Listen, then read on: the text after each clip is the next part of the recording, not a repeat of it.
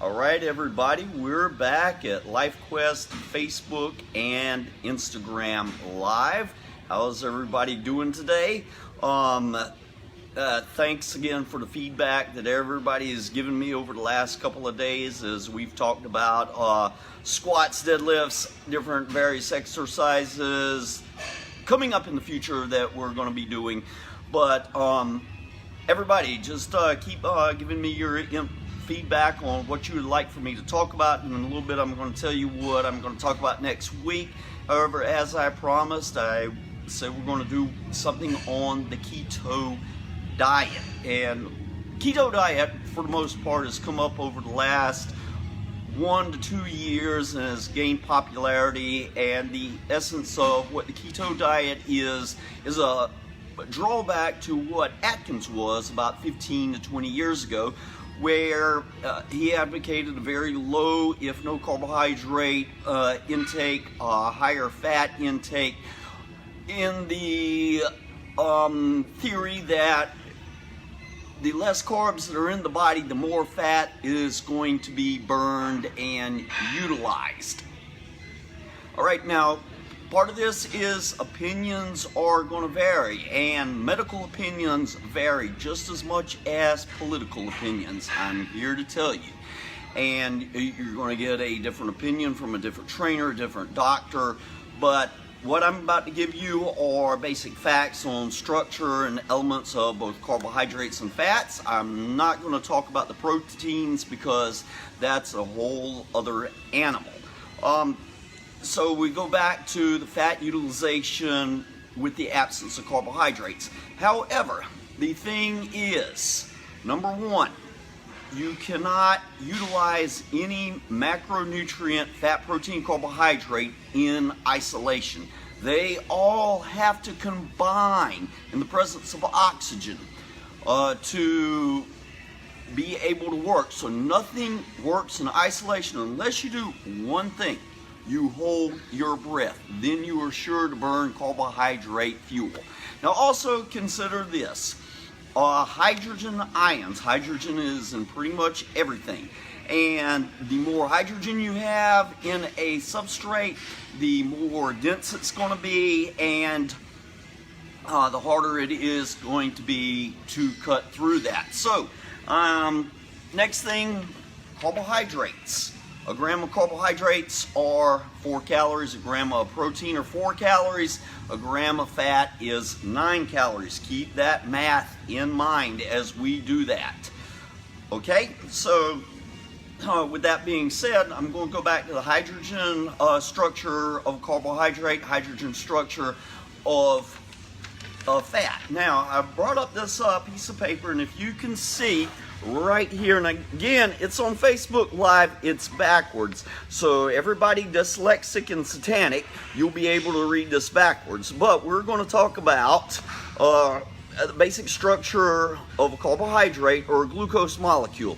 It's 6 carbons to 12 hydrogens to 6 oxygens. Okay, the basic use of a carbohydrate is, first of all, they are your immediate energy source. So what that means is it's the first responder. That's your body's first go-to fuel when you're doing some sort of energy-provoking exercise, manual labor, whatever it is. Also, secondly, it's a metabolic primer. So when we talk about getting warmed up, the carbohydrate, because it's the first responder, is going to be your body's first source of utilization in the form of glucose. Okay, next, intense exercise. Now, on a lower scale, theoretically, the fat is going to be burned.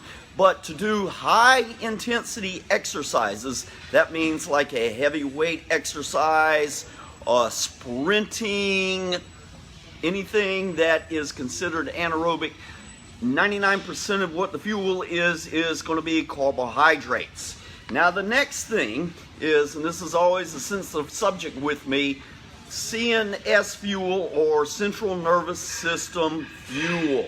Your brain and spinal cord are relying on carbohydrate fuel exclusively to metabolize thought processes. When my clients come in the summertime, especially, they're on these keto diets, and I instruct them on an exercise, and guess what? 30 seconds later, they've forgotten everything they're doing, or they get sloppy on the form, or they get lethargic. Under a vegetative state, your brain is going to utilize 30 grams of glucose per day. That's a vegetative state. Me laying in bed, not doing anything. If I'm thinking or laboring, that utilization glucose is going to go up. Okay, and then finally, carbohydrate, its role is a protein sparer. So, if we do not have adequate protein intake, the carbohydrate is a backup. So, just in case you don't have the protein, it's going to be your reservoir so you don't go into a catabolic state.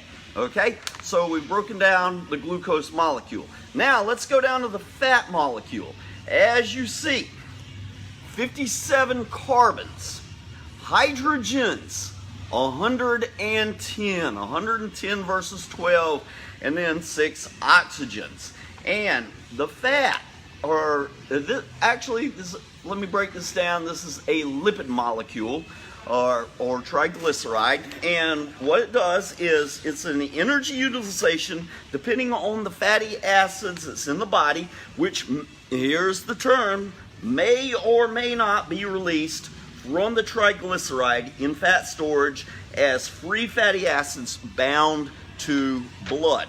So basically, you may or may not break down fat as energy. I'm going to explain why.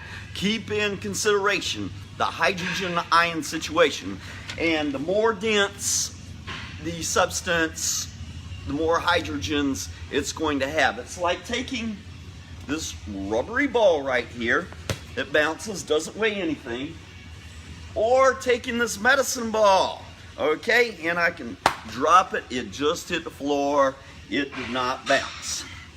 This is my carbohydrate molecule, this is my fat molecule. Now, if I were to say, take something like a piece of sandpaper, a file nail, and start rubbing it down, this is going to burst or break through something for energy utilization a lot quicker. If I were to take that same file nail and sandpaper, to get down to the bottom of this is going to take me a long time. That's why when we talk about carbohydrate utilization, fast glycotic, and fat utilization, slow oxidative. Fast, slow, fast, slow.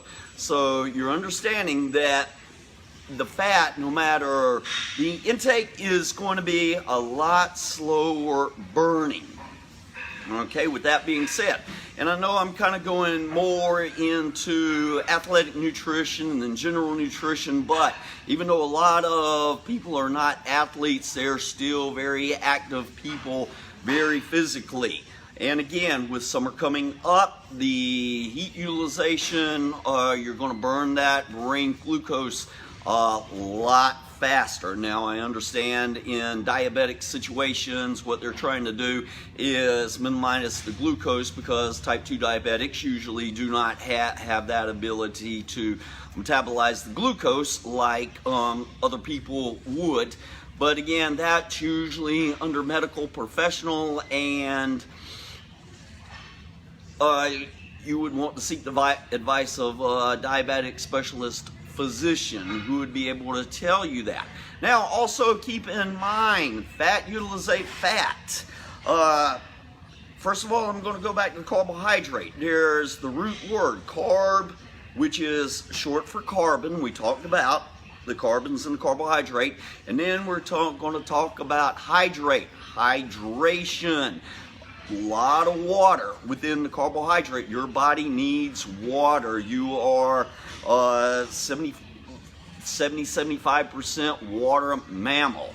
Okay, fat is, because of the hydrogen ions, is going to be less water, or you're going to actually lose water in the form of urination, because basically when we go back to the word ketosis, which is short for acidosis, and it pretty much means kidney strain.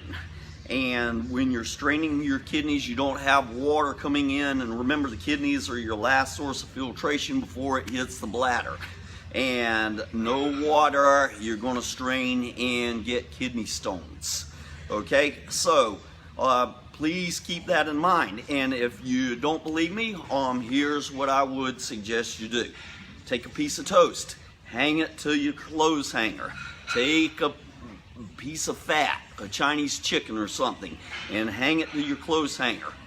Spray it with a water hose, see which is going to penetrate first. And that's how your body is breaking this down. Okay, so that's kind of the basic premise. I want to hear everybody's feedback, but as we go into this, I'm going to give you everybody a lot more. I'm going to give a lot more insight into that, and I want to thank everybody who has been watching this on Facebook Live, Instagram Live. When we come back next week, there's going to be several subjects I want to talk about, including number one, hip stabilization exercises that kind of go back to the squats and what we were talking about yesterday. I want to do one on gym etiquette, and I think it's about that time. Well, we really get serious about gym etiquette. The third one I'm going to talk about is my opinion on energy drinks. Okay, and again, anybody has anything they want me to talk about as far as training tips go, please let me know. But get to the basic point, my point of view, and again, this is my opinion based on scientific facts that we do need a certain amount of carbohydrates. If I was to cut down on anything, I'm going to cut down on the fat sooner than I'm going to cut down on the carbohydrates, because remember, 4 calories, 9 calories, do the math. What's going to be harder to do? All right, thank you everybody for watching, and I will talk to everybody pretty soon.